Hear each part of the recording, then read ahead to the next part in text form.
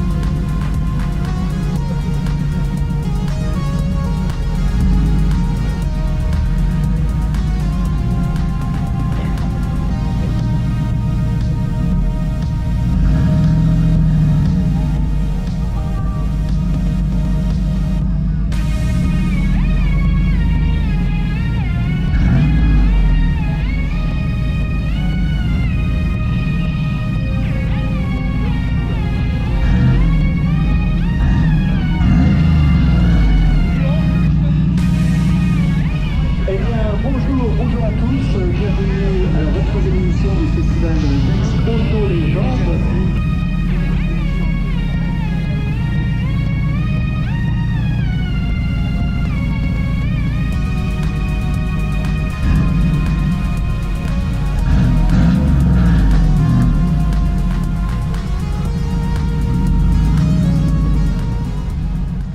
En tout cas, j'espère déjà que ce format il vous plaît. C'est vraiment très différent pour moi. Encore une fois, c'est les premières vidéos. Je vais avoir besoin d'habitude, que ce soit pour vous parler à vous, faire du contenu IRL, et gérer mon équipement, parce que l'Insta360 elle est quand même assez spéciale à gérer. C'est très différent de gérer vraiment une capture totale de globe autour de l'appareil. Et du coup, ça va demander un peu d'adaptation, quoi. Vraiment un peu d'adaptation. Et voilà, il y a vraiment beaucoup de choses à voir. On peut avoir de la 4L, on peut avoir du coup de la 2 chevaux, on a de la Dauphine, on a vraiment un peu de tout ici. Évidemment, je suis moins sur ce style de voiture-là, un peu française. On voit quand même pas mal, mais on sait reconnaître des belles voitures. Elle est magnifique ici. Oh là là. Elle est incroyable, la Floride. Ça, c'est vraiment une voiture magnifique. On peut dire ce qu'on veut, elle est incroyable. Enfin voilà, on va aller avancer, on va aller voir un peu la suite.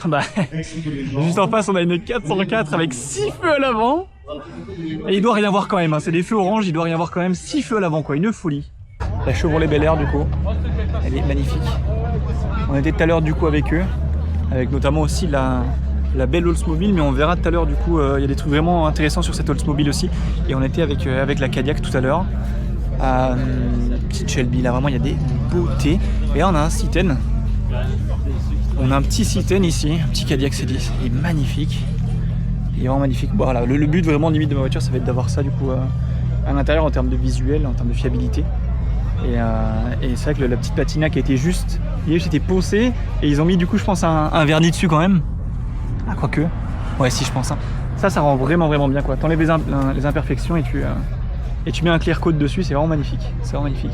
Et du coup tout à l'heure on en parlait, la Oldsmobile avec son Hood Ornament, juste vraiment somptueux. Du coup on a parlé avec le propriétaire quelques fois et il nous a dit vraiment du coup on est sur une voiture qui lorsqu'elle était importée, ça c'est totalement et bien sûr illégal, hein, c'est super pointu comme vous pouvez voir.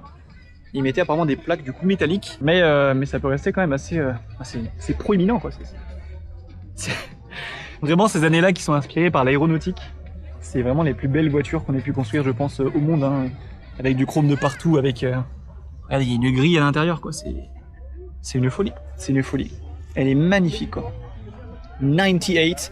Ça doit être du coup le modèle, c'est vrai que je m'y connais pas du tout en Oldsmobile, avec ce globe magnifique. C'est incroyable quoi.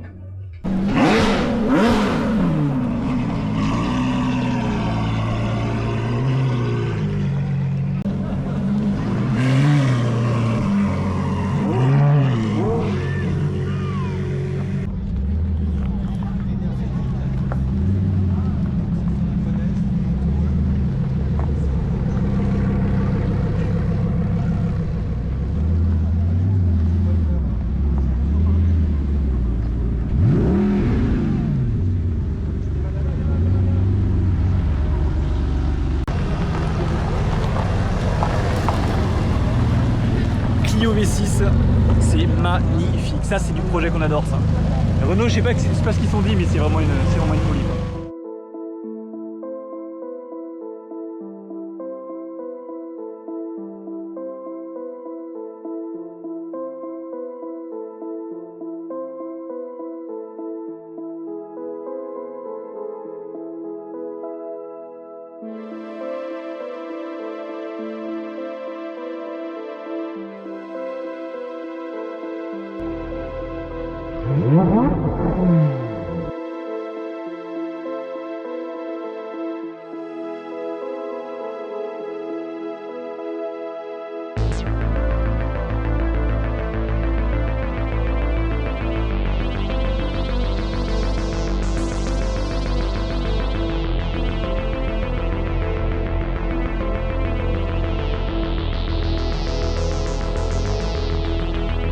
He's a legend.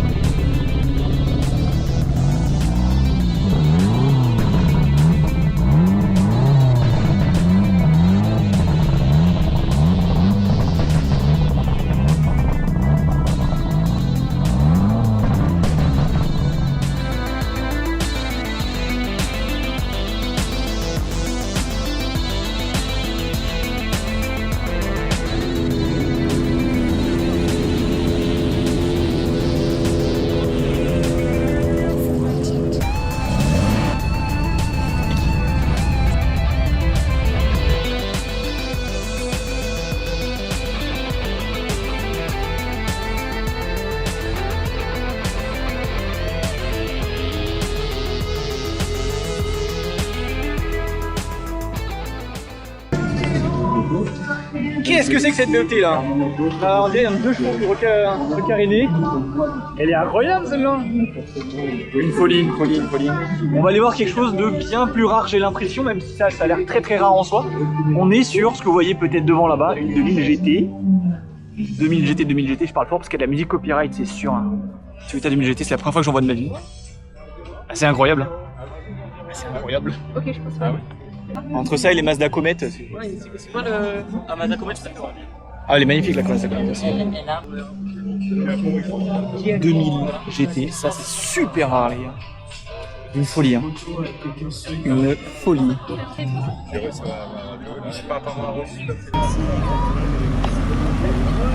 Miata Evangelion quoi. Toujours plus les gars, toujours plus. Je crois que c'est électrique, tu vois. Véhicule électrique. Ah, c'est super sympa ça. Et c'est quoi du coup ça comme véhicule? C'est un De Vinci du coup, créateur d'automobile. Okay. À Monaco, j'en ai vu une. Eh ben, c'est trop bien. Bah ça pour le coup c'est de la gueule. La petite Enei qui est au bout là-bas. Miatata. Je pense qu'on ne peut pas se tromper quand on la prend en bleu marine avec les bandes blanches. On peut vraiment pas se tromper ici. Vraiment pas d'appui-tête là, t'es vraiment... C'est le coup du lapin. Bon alors, qu'est-ce que c'est que ce projet?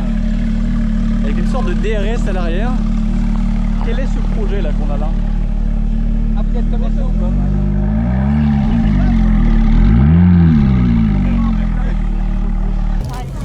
C'est pas ça. Ouais. On va aller voir le système de DRS du coup au-dessus. T'as vu l'état?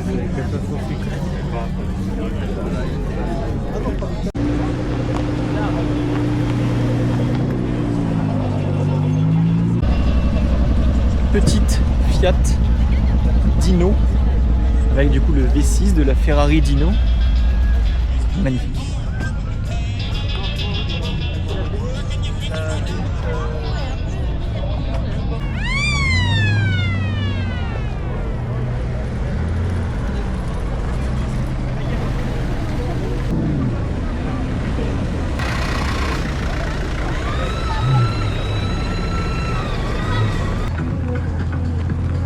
Hello! Hey, buddy, back again. Yeah! The prestige. Can you do a little one? Can you do a little... Ah!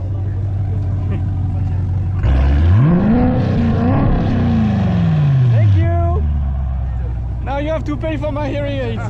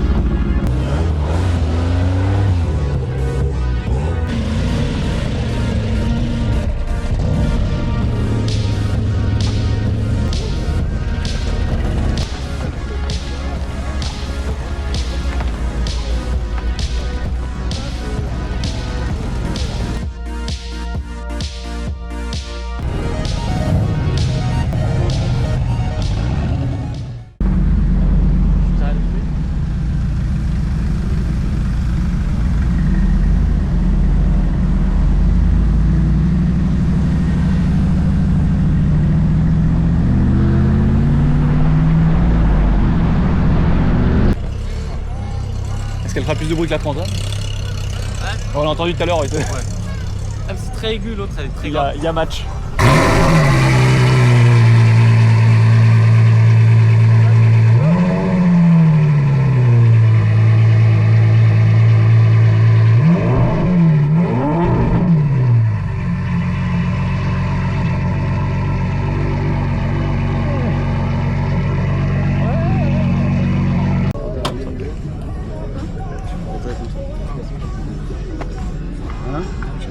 Eh ben, ouais, il y a 4 cylindres de plus que la mienne. C'est ça. Tu fais combien de litres en tout? 6 litres 3, atmosphérique, 740 chevaux. Donc là on est derrière la Camaro et du coup on a la même version, même année de la Pontiac, la première Transam qui est sortie en fait, qui est vraiment la version de luxe quoi, c'est vraiment les deux copains ici. On a vraiment la Camaro et la Pontiac, c'est vraiment incroyable du coup. Vous allez voir, c'est vraiment une folie du coup, une qui rentre, une qui sort. C'est le genre de petite rencontre qui donne le smile. Vous allez reconnaître vraiment les lignes, c'est vraiment Pontiac, c'est la version de luxe des Chevrolet Camaro, vous avez vraiment la Transam, c'est la même chose, vraiment c'est incroyable de les voir comme ça là les deux. Chevrolet Camaro et de luxe Pontiac Transam du coup. C'est pareil pour la mienne de Transam, c'est la même chose, hein, c'est la version de luxe des Camaro de ces époques là. Donc là on est sur les premières générations, moi c'est une 3, Et entre les deux, vous avez les plus connus, hein, que ce soit au niveau des Camaro ou des Pontiac Firebird, la deuxième et troisième génération quoi. Deuxième génération qui est vraiment la plus connue. Donc elle n'a pas exactement le même moteur, du coup je ne savais pas, c'est un LT5 sur les ZR1. Sur les versions normales du coup de CC4, on est sur du coup les TPI comme moi, du coup en 5,7 litres de base. La mienne bien sûr, je vous le rappelle, qui a été descendue en 5 litres pour la boîte mécanique. Alors voici la petite rareté, je pense, ça doit être techniquement la plus rare aujourd'hui. Hein. Hier il y avait la 2000 GT, ça doit être celle-là la plus rare je pense. Aujourd'hui, hein, de chez Zagato. Des formes très spéciales Zagato à ces époques-là dans les années 2000. Mais dites-moi si vous en avez vu en tout cas vous des comme ça, parce que c'est... On n'en voit pas tous les jours. Je crois que c'est la troisième que je vois du coup. Ça a de la gueule. Hein. Ça a de la gueule. Avec le Z de Zagato, des jantes juste énormes. Les 6 phares vraiment iconiques ici. La calandre avec la forme d'alpha, toujours. Le bouclier. Ah, si vous prenez des photos, c'est 10 €. C'est pour rembourser le plein? Ouais. Putain, moi aussi j'aimerais bien rembourser le plein. Elle est magnifique, j'adore les LC.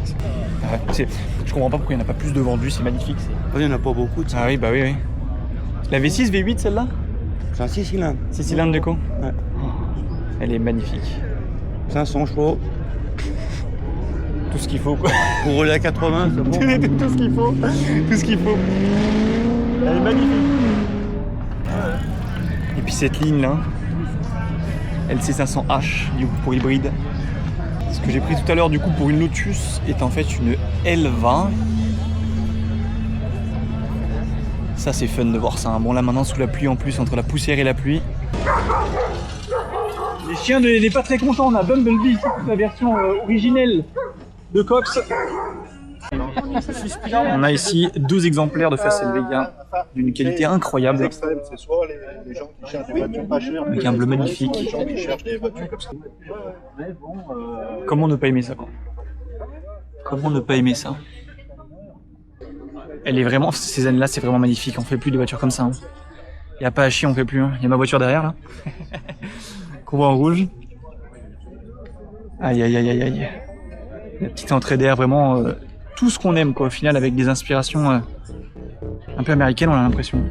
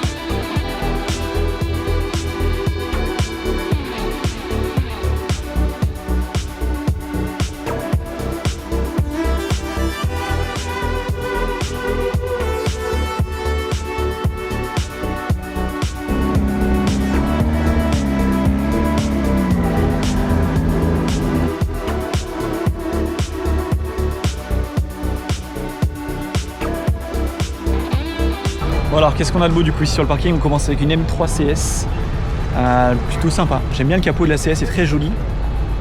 RS3, bleu, la belle, celle qu'on aime. 3000 GT, ce qu'il faut savoir c'est que c'est vraiment des voitures très très spéciales, c'est au niveau de la technologie. Roue arrière directrice, on a un aéro qui est dynamique, notamment du coup je crois que c'est à l'avant. On est sur du 4 roues motrices, c'est vraiment incroyable. Je crois que c'est un V6 biturbo ici qu'on a là. On a de la Ferrari qui se gare, on a vraiment une Shelby aussi juste à côté. Petite G60 là derrière, enfin c'est vraiment incroyable. J'espère que vous aimez aussi ce petit voyage là avec nous aujourd'hui. Elle est belle, hein. Elle est belle, elle est vraiment magnifique. Je sais vraiment pas où donner de la tête, je sais pas vraiment ce qui vous intéresse aussi, mais voilà. La 3000 GT, ça c'est une voiture qui devrait être à l'intérieur entre guillemets avec les autres parce que c'est très très spécial, on en voit très peu rouler. Je le répète, hein, vraiment roue arrière directrice, 4 roues motrices, V6 biturbo, la 3000 GT. C'est vraiment quelque chose de spécial. Elle s'appelait GTO, Mitsubishi GTO du coup aux États-Unis. Et il y a marqué Twin Turbo, sur le côté. C'est incroyable, c'est vraiment une voiture ça que je pense que j'aurais pu la prendre franchement. Toyota Celica avec la livrée de rallye de chez Castrol. Oh, elle est quand même jolie du coup. Hein. Ouais. Vraiment iconique, hein. Je pense que les joueurs de Gran Turismo peuvent qu'adorer ça. Nissan Cherry Turbo avec la livrée un peu des R31 du coup, R30, R31 sur Nissan à l'époque du coup. C'est vraiment magnifique comme ça, vraiment joli.